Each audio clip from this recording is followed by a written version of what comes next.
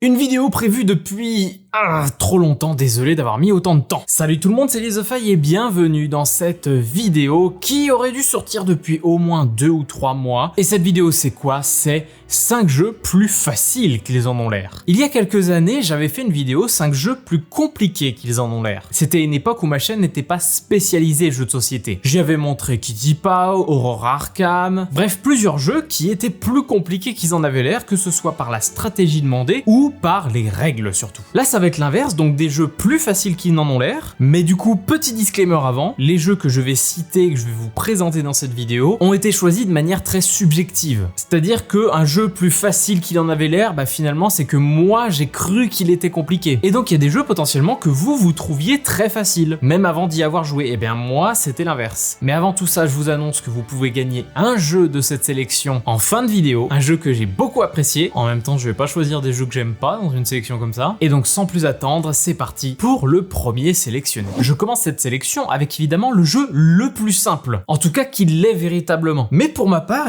je ne sais pas exactement pourquoi, enfin si j'ai quelques pistes, je croyais que c'était un jeu un petit peu compliqué, un peu de gestion, de choses comme ça, et en fait, pas du tout. Il s'agit du fameux Narcopolis. Je me suis complètement trompé à son égard, c'est un jeu extrêmement simple et surtout extrêmement ambiance où on n'est pas là pour se prendre la tête. Enfin si, on se prend la tête entre les joueurs justement pour savoir qui a fait chier le plus l'autre.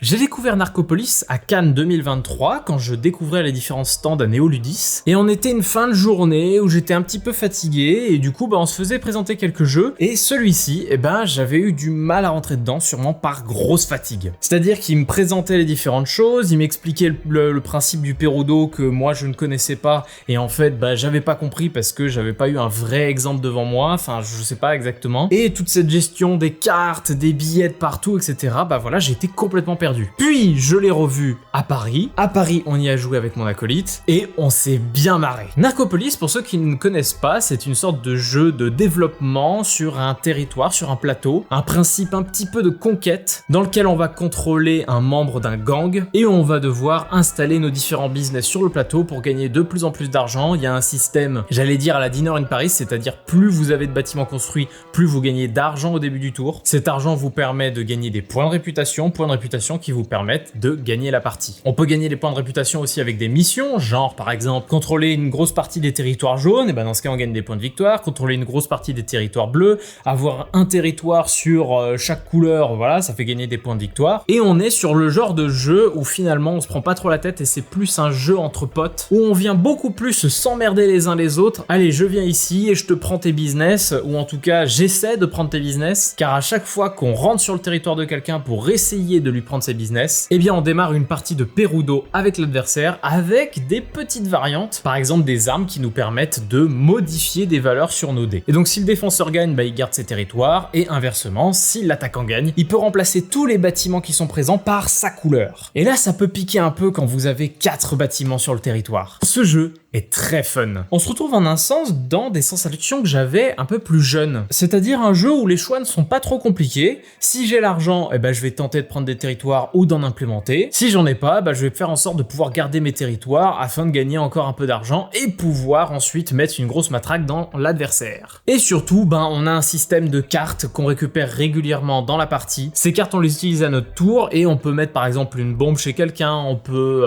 jeter un dé et gagner un truc au hasard. On peut mettre quelqu'un en prison, bloquer des zones par la police. Il y a quelque chose de très fun qui se passe dans Narcopolis et c'est pour ça que je le retiens beaucoup. C'est parce que ça se marre autour de la table et on a ce côté fourbe qui ressort de nous à vouloir essayer de récupérer le plus de territoire possible, même si en soi il y a beaucoup d'aléatoires et peut-être même que c'est son aléatoire qui le rend très fun. Tout bête, mais au niveau du matériel, on a une petite boîte pour cacher les dés pour le Perudo et surtout on a des billets qui ont vraiment un toucher vraiment jeu à l'ancienne, un peu comme les Monopoly d'avant on va dire, même si ce n'est clairement pas un Monopoly. Et c'est tout con, mais cette sensation, elle est plaisante. Si vous voulez un jeu très fun et qui s'apprend très vite, Narcopolis, je vous y oriente, parce que avec toute cette ambiance GTA, vous avez vraiment l'impression d'y être, et de faire le plus de crasse à vos adversaires. Si vous aimez les jeux où on se met des crasses, vous êtes au bon endroit. Ah oui, c'est pas long aussi. Bon, sincèrement, ils écrivent 20 minutes par personne, mais pour moi, c'est beaucoup moins que ça. C'est rare que ce soit dans ce sens d'ailleurs. Le deuxième jeu, je l'ai sélectionné parce que il a une thématique dessus qui est assez connue aussi pour être gigantesque et même tellement gigantesque que la plupart des joueurs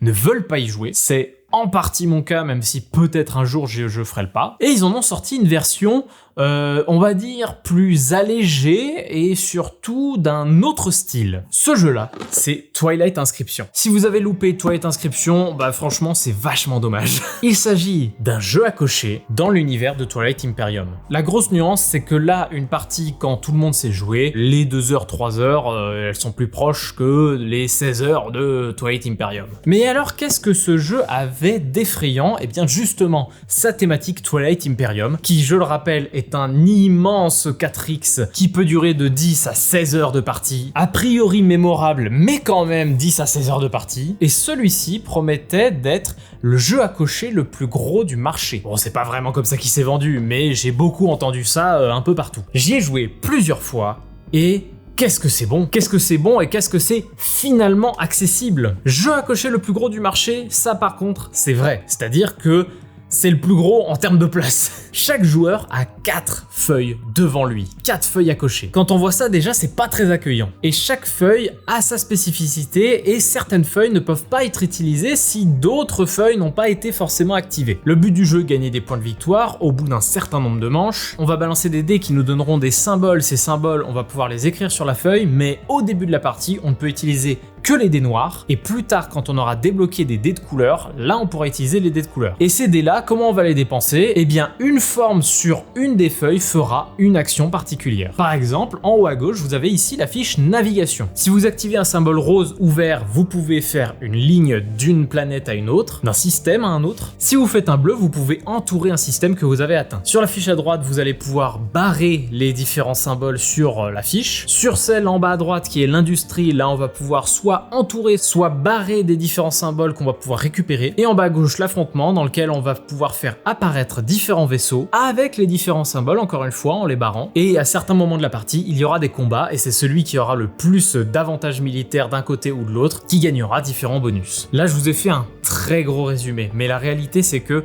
on apprend chaque fiche une à une, et après, c'est relativement limpide. C'est ça que j'ai trouvé impressionnant dans ce jeu, c'est cette immense gestion, mais avec une grosse logique. La feuille d'expansion en haut à droite, tant qu'on n'a pas exploré un système dans la partie navigation, on ne pourra pas l'utiliser. Donc ça, c'est pour l'utilisation des fiches, mais bien évidemment, on est dans Twilight Imperium, donc il y a beaucoup de factions différentes. Chaque faction a un pouvoir permanent et un pouvoir actif qu'on pourra activer, allez, maximum 2 fois dans la partie, je vous le cache pas. C'est quand même assez compliqué d'activer un pouvoir. Et ces factions vont grandement changer votre façon de jouer. Et une partie, j'avais une faction qui ne pouvait pas voter. Ces votes permettaient uniquement de faire un peu mieux la guerre. Car oui, on a aussi le système de vote dans Twilight Inscription. À certains moments de la partie, on va faire un vote tous ensemble, pour ou contre une différente loi, et selon le résultat de ce vote, il y aura un effet particulier qui va tomber. Et c'est souvent un effet qui touche tous les joueurs. Donc on se bat beaucoup parfois pour que nos votes passent. On a des technologies qu'on peut récupérer pour améliorer nos différentes feuilles. On a des objectifs qui nous permettent de récupérer beaucoup plus de points de victoire. Bref, le jeu est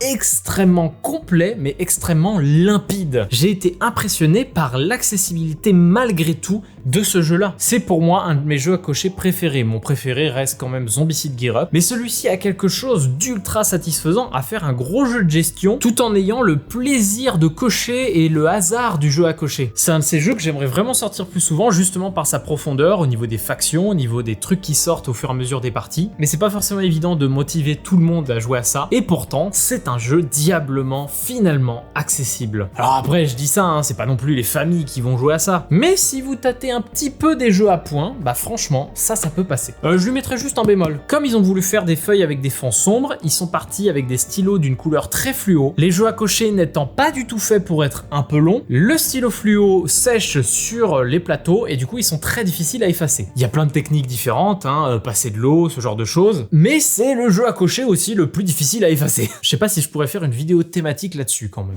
Le troisième jeu de cette vidéo, vous pouvez le gagner. C'est un jeu qui était très attendu. On savait qu'il allait sortir, on l'attendait depuis un moment, on le voyait en salon, on avait envie d'y jouer. Il a fini par arriver, les boîtes de base et les boîtes Kickstarter aussi. Et c'est dans mon cas le jeu de civilisation le plus simple que j'ai jamais vu. Il s'agit du merveilleux et énorme Mosaïque. Alors vous allez dire énorme, pas tant que ça. Effectivement, la boîte que vous voyez ici, la boîte de base, la boîte édition simple, n'est pas si grosse, elle n'est pas si épaisse, elle n'est pas si grande en largeur. Par contre, elle pèse énormément de poids. La boîte là, il n'y a aucun espace. Si vous aimez les jeux qui sont bien rangés avec des thermoformages, mais vous vous dites ah quand même il y a beaucoup de vide, on pourrait gagner vachement de place, bah celui-ci c'est tout l'inverse. Il n'y a aucun thermoformage, mais il n'y a aucun vide. Terraforming Mars n'a qu'à bien se tenir. Il n'y a aucun vide et le plus impressionnant c'est la première ouverture de la boîte où il y a 17 punchboard. Et là, j'imagine qu'il y en a qui se disent mais quel enfer, ça veut dire qu'il y a des jetons de partout, que c'est un enfer à jouer. C'est pas un enfer à jouer. Par contre, c'est vrai que c'est un peu un enfer à mettre en place. Mosaïque, chronique d'une civilisation, c'est un jeu de civilisation dans lequel vous allez vous placer sur un territoire avec soit des unités, soit des bâtiments. Vous allez pouvoir acheter des cartes de technologie, des cartes de bâtiments, des cartes de population, de militaires. Bref, vous allez développer votre civilisation comme n'importe quel jeu de civilisation. Et je vous parle que de cartes depuis tout à l'heure parce que le jeu a un système excessivement bête de les différentes actions sur le plateau. Donc il y a ici les merveilles, ici les constructions, ici la population, ici la techno, ici les impôts taxes, ici le militaire et ici le gouvernement. À votre tour, vous faites quoi? Vous choisissez une carte. Non, c'est tout, hein. Bien sûr, les cartes, elles ont un effet particulier, mais globalement, vous avez les actions devant vous et vous les faites directement en prenant simplement une carte. Je ne sais pas comment j'ai fait pour croire que ce jeu était compliqué, alors que à chaque fois que j'allais voir un petit peu le jeu en vidéo, ce genre de choses avant qu'il sorte, eh bien à chaque fois j'avais l'impression qu'il déblatérait plein de choses, que c'était compliqué comme jeu. Pas du tout, il s'agit vraiment d'un jeu de placement, un jeu de conquête dans lequel vous allez essayer de prendre plus de place que les autres. Vous allez essayer d'optimiser votre commerce avec différentes ressources que vous allez pouvoir récupérer sur le plateau. La mise en place du plateau est effectivement un petit peu pénible puisqu'il faut placer plein de jetons sur le plateau puis les retourner face visible pour que la mise en place soit aléatoire. Donc oui, c'est très chiant, on place plein de jetons qui en plus beaucoup ne servent à rien, c'est-à-dire ils disent là il y a rien. Mais d'un autre côté, quand on joue, il y a un vrai plaisir à se dire ben le plateau est quand même assez lisible. Comme on est sur un jeu de civilisation, on est aussi sur un jeu de développement de civilisation et donc on a des cartes technologiques qu'on va régulièrement acheter dans la partie qui nous donneront des bonus, qui nous donneront des points de victoire, qui nous donneront de l'argent et plein d'autres choses possibles et on se retrouve un petit peu à la manière d'un Terraforming Mars. C'est-à-dire on a des cartes, on les accumule et on fait de plus en plus de points au fur et à mesure de les accumuler. Oui, on n'est pas sur un petit jeu, on est quand même sur un gros jeu qui peut durer assez longtemps. Là ils disent 2 heures, votre première partie selon le nombre de joueurs prévoyez bien 3 bonnes heures au moins. Mais rien que vous dire, vous prenez une carte, vous faites ce qu'il y a dessus, qu'est-ce que c'est bien foutu. La finalité c'est quand même d'être majoritaire sur des territoires. À des moments on va regarder qui est majoritaire sur un territoire et il gagnera plus ou moins de points de victoire. Et à partir du moment où 3 cartes de ce type là sont tombées, elles sont cachées dans les différents paquets du jeu, et bien la partie terminera et on comptera les points de victoire totaux. Gros inconvénient de ce jeu, qu'est-ce qui leur est pris par la tête d'avoir mis en stretch goal une piste de points de victoire. Oui, ce jeu-là, vous n'avez pas de piste de points de victoire, vous n'avez pas de carnet de score, vous devez l'imprimer vous-même, moi je l'ai imprimé moi-même, et vous vous démerdez. Ça, j'ai vraiment pas compris, je trouve ça très étrange de ne pas mettre dans un jeu à points de victoire aucune piste de points de victoire, rien pour pouvoir compter les points de victoire. Je ne comprends vraiment pas ce choix-là, mais ça m'empêche pas d'apprécier énormément le jeu et d'essayer de ressortir le maximum que je peux, même si quand je mets en place le plateau etc. Bah la plupart des gens me disent si tu veux bien jouer à autre chose, ça serait pas mal. Moi je vous y oriente grandement et en plus l'un d'entre vous pourra partir avec un exemplaire. Vous pouvez gagner un mosaïque à la fin de cette vidéo, donc restez jusqu'à la fin, je crois que ça peut vous intéresser. Vraiment, ça c'est trop bon. On enchaîne avec un jeu dont je vous ai très vite fait parler il y a maintenant un an, puisque c'était au Paris et Ludique 2023. Paris et Ludique ne pouvant pas être fait cette année. Et ce jeu-là, j'en avais un peu peur. J'en avais un peu peur parce qu'il y avait des icônes partout, il y avait des tuiles différentes de partout. Et moi, dès qu'il y a beaucoup de choses, il y a un temps, j'adorais ça. C'est pour ça qu'à l'époque, j'avais découvert le merveilleux Anachronie. Aujourd'hui, je suis beaucoup plus regardant par rapport aux jeux de gestion, aux gros jeux type avec plein de ressources, etc. Ce jeu-là, en soi, c'est la première édition française d'un jeu, mais il est sorti il y a un petit moment maintenant, hors de chez nous. Il s'agit du merveilleux Castle of Mad King Ludwig, les extravagants châteaux de Bavière. Ça, c'est un de mes gros coups de cœur de l'année 2023. Je vous l'avais vite fait présenter dans la vidéo top, mais comme précisé dans la vidéo top, je voulais pas faire une grosse présentation vu que j'avais prévu cette fameuse vidéo. Oui, ça fait longtemps que je l'ai prévu cette vidéo. Castle of Mad King Ludwig, c'est quoi? Eh bien, c'est un jeu de Ted Alpach, qui a fait le jeu Suburbia, que maintenant j'ai envie de jouer. Avant je m'en foutais un peu, maintenant j'ai plutôt envie de tester. C'est un jeu de placement de tuiles, où vous avez votre propre placement, vous faites pas un placement avec tout le monde, où vous devez construire un château, chacun. Ce château, vous allez y placer différentes pièces de château, que vous allez connecter entre deux portes, et selon l'endroit où vous l'avez placée, si elle est adjacente à une autre pièce, eh bien vous allez gagner plus ou moins de points. Il y a deux choses qui me plaisent énormément dans ce jeu. La première, c'est que le jeu est super joli et finalement très lisible. C'est vrai que quand moi j'avais vu le jeu la première fois, je voyais plein de pièces à côté les unes des autres avec des tailles et des formes différentes. À ce moment-là, je me suis dit, waouh, ça a l'air hyper compliqué de placer ces différentes tuiles. Finalement, non. C'est un jeu qui se comprend assez facilement. La tuile orange, faut pas la mettre à côté de telle ou telle tuile, sinon ça fait perdre des points. La tuile bleue, faut la mettre à côté de telle ou telle tuile pour que ça fasse des points. Et en fait, l'iconographie est très agréable, très facile à comprendre. Et dans ce genre de jeu, il faut que ça soit comme ça. Une autre raison de pourquoi je trouve génial, c'est qu'il n'y a pas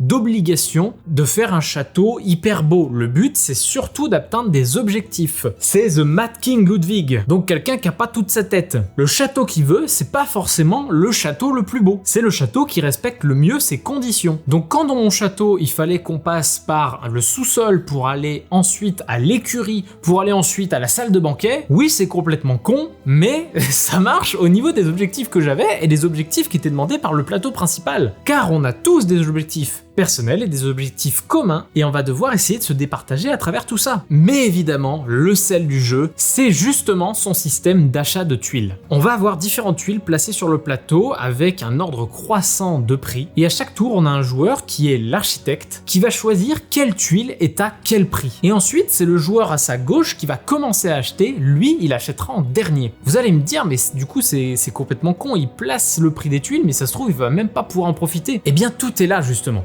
Chaque joueur qui va acheter une pièce va donner l'argent à l'architecte. Et donc, au moment où ça sera son tour, il aura peut-être moins de choix, mais il aura surtout récupéré l'argent des autres. Alors, si un joueur ne veut vraiment pas donner de l'argent à l'architecte, il peut passer son tour pour gagner de l'argent. Ça arrive très souvent, justement, parce qu'on veut pas donner de l'argent à l'architecte. Mais c'est hyper malin. À chaque tour, on aura ça. L'architecte va changer, il va changer le prix des pièces, puis les joueurs vont acheter, ils vont lui donner de l'argent, et l'architecte va pouvoir enfin payer sa propre pièce. C'est le génie du jeu, c'est ce système de prix des tuiles. Et surtout, le jeu étant ancien, il est rempli d'extensions en tout genre qui rajoutent de la grosse variété. Une extension que j'aime beaucoup, c'est justement les passages secrets sur lesquels on place une petite tuile qui rejoint deux autres tuiles, qui rendent finalement ces tuiles adjacentes, et donc vous allez pouvoir gagner des points alors que ces différentes pièces n'étaient pas adjacentes. Ou encore l'extension avec les canaux, où si vous réussissez à entourer votre château de canaux, vous allez gagner encore plus de bonus, encore plus de points, et là c'est la fête. J'adore Castle of Mad King Ludwig, c'est un des jeux que j'ai le plus envie de sortir régulièrement. Il y a plein de stratégies possibles, le matos est génial, la boîte est bien conçue, on peut l'ouvrir assez facilement parce que regardez,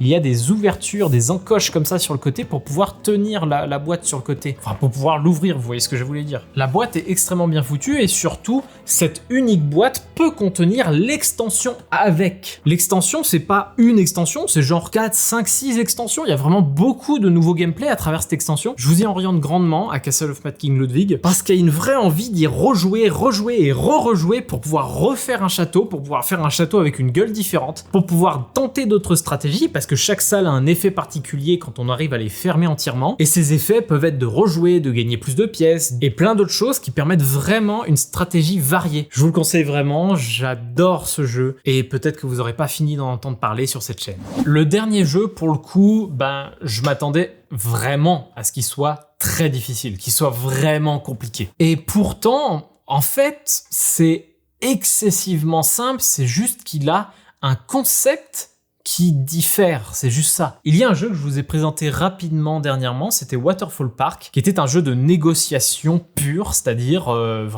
j'ai un canard, est-ce que tu veux bien m'échanger ta glace contre un canard? C'est ça les actions du jeu, c'est juste on négocie avec les gens autour de la table de est-ce que si je te passe tant de points et tant de canards, tu veux bien me donner tant de glace et tant d'emplacements. Ce jeu-là est aussi un jeu de négociation.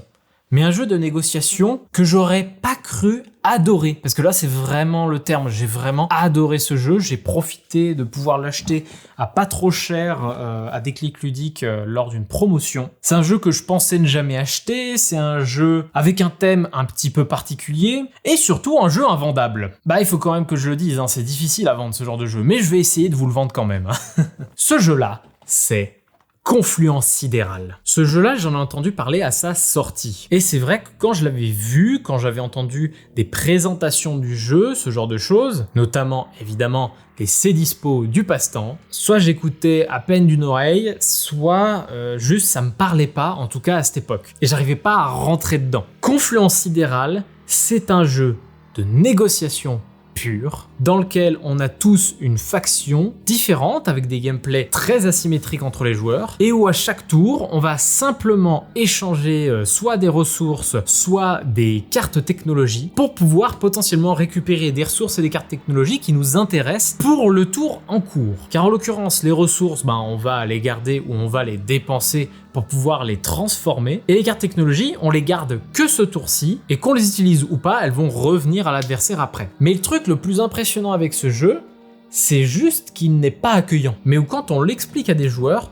en fait ils se disent, en fait c'est tout con, devant chaque joueur, on a des cartes technologies qui nous disent par exemple, cette ressource se transforme en ces ressources-ci. Ou encore échanger ces ressources contre des points de victoire, des choses comme ça. Et donc le but va être de négocier avec les joueurs avant d'activer ces différentes cartes. Le seul truc un petit peu perturbant par rapport à d'autres jeux de gestion où on fait ce genre de calcul, c'est que contrairement à un jeu classique, on va prendre une ressource pour en avoir d'autres pour faire une autre action, là, les ressources qu'on vient de récupérer, on ne peut pas les utiliser immédiatement. Il va falloir attendre le tour prochain. Ce qui fait qu'on peut prévoir qu'avec les ressources qu'on a pendant son tour et pas celles qui vont être faites. Le but du jeu, c'est d'avoir le plus de points de victoire, mais le décompte des points de victoire change aussi beaucoup la donne. Ça, c'est les différentes ressources que vous pouvez avoir dans le jeu. Donc il y a une grosse ressource, des ressources de taille moyenne et des petites ressources. Une grosse ressource, c'est 0,5 points. Deux moyennes ressources, c'est 0,5 points. 3 moyennes ressources, c'est 0,5 points. Vous commencez à comprendre un petit peu à quel point c'est pas si simple à calculer. Et le pire, c'est que sur les cartes, il y a des indicateurs avec des chiffres qui passent par exemple de 2 à 3,5. Et on calcule, ça correspond pas du tout. Parce qu'en fait, il faut comprendre que ces indicateurs-là, c'est une indication. C'est pas vraiment les points que vous allez gagner. C'est plus pour donner un a priori de combien de points ça pourrait donner. Alors vous allez me dire pourquoi ils ont pas juste gonflé les points. Alors c'est vrai qu'on pourrait se le demander, mais quelque part, il y a un truc de en fait il me faut beaucoup plus de ressources que ce que je pensais avoir au départ. À la fin on se retrouve avec finalement assez peu de points de victoire pour un jeu à points de victoire. Par exemple notre première partie, le premier joueur a fait 34 points. Moi j'ai fait 26,5. Oui, et demi. Dans ce jeu c'est très important. Et pourtant, c'est même pas déroutant. Car on comprend de toute façon qu'il va falloir pouvoir activer ces cartes pour gagner de plus en plus de ressources et donc de gagner de plus en plus de cartes technologie pour faire le plus de points possible, où on va pouvoir améliorer nos cartes, ce genre de choses, plein de choses qui peuvent être faisables dans ce jeu, et ajouter à ça que comme chaque faction est extrêmement asymétrique et qu'on peut échanger ces asymétries avec les autres joueurs, ça rend le truc complètement dingue. On a d'ailleurs une faction dans le jeu qui ne peut pas utiliser ses propres cartes technologiques, elle va devoir les proposer en échange aux autres. On en a un qui va pourrir un petit peu les autres avec différents jetons. Un autre qui va récupérer beaucoup plus de cartes colonies parce que ça l'intéresse beaucoup plus. Tellement de possibilités différentes, il y a quand même 9 factions, et pour cause, ce jeu est un jeu qui se joue de 4 à 9 joueurs. Vous ne pouvez pas aller en dessous de 4 joueurs. Et ben, même à autant de joueurs, ça n'est pas le bordel autour de la table. Puisqu'en fait, au début d'un tour de négociation, on va beaucoup regarder ce qu'on va pouvoir faire et ensuite, on va aller regarder les autres et leur proposer des choses. Et ces choses, on va les réfléchir avant. Donc finalement, c'est pas tant le bordel autour de la table dans ce genre de jeu. Même Waterfall Park, que j'ai moins aimé, eh bien, il n'y avait pas ce gros bordel autour de la table. Confluence Sidérale, c'est un jeu que je ne pensais pas aimer et que je ne pensais pas adorer. Je pense pas que j'en ferai des milliers de parties, à mon grand regret, simplement parce que c'est un jeu difficile à vendre, difficile à proposer à des nouveaux joueurs, tellement il est perturbant. Ça s'adresse clairement pas à tout le monde en soi, mais je l'ai sélectionné ici parce que je voulais souligner, car c'est le but de cette vidéo, à quel point le jeu n'était finalement pas du tout compliqué. Je t'échange telle ressource contre telle ressource. C'est pas genre une action, c'est juste je dis je te donne un jaune, tu me donnes 2 verts. C'est aussi con que ça. Et au prochain tour, je te promets ça. Et si tu promets, ça veut dire que t'es obligé de le faire au prochain tour. Si tu ne le fais pas au prochain tour, tu perds des points de victoire. Donc c'est un jeu de négociation obligatoire. Il n'y a pas ce truc de « allez, je te promets ça, mais je le ferai pas ». Comme dans certains jeux de conquête, même si j'adore les jeux de conquête, c'est vrai qu'il y a beaucoup cet aspect-là de bluff finalement. Donc je réhabilite Confluence Sidérale. Je sais que c'est un jeu qui a eu du mal à trouver son public parce qu'il est difficile à vendre, même s'il a été beaucoup encensé par les gens qui en ont parlé. Mais je suis excessivement content d'avoir découvert ce jeu, d'avoir pu le trouver à pas cher et d'avoir pu enfin vous le présenter en vidéo. Ça faisait un long moment que je voulais vous en parler. Merci tout le monde d'avoir regardé cette vidéo. Vous êtes là pour récupérer le fameux jeu Mosaïque. Vous pouvez en gagner un dans cette vidéo. Et là, c'est pas bien compliqué. Il faut s'abonner, liker et commenter Mosaïque en majuscule. Le gagnant aura juste à payer les frais de port car c'est moi qui l'envoie. Et le tirage au sort se fait dans une semaine. Donc restez connectés, restez dans les environs, car vous pourriez bien être sélectionné. Donc participez pour gagner un Mosaïque, et moi je vous dis à la prochaine, et puis d'ici là, moi je vous dis salut!